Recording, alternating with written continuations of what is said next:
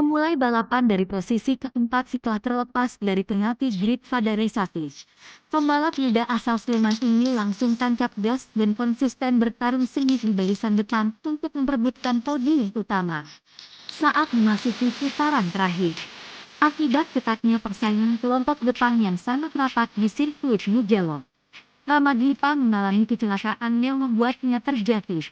Meskipun akhir pekan di Italia ditutup dengan tidak beruntung akibat crash di race 2 dan penalti di race 1, performa kecepatan Ramadhipa sepanjang pekan ini tetap membuktikan bahwa dirinya adalah salah satu penantang terkuat di barisan depan.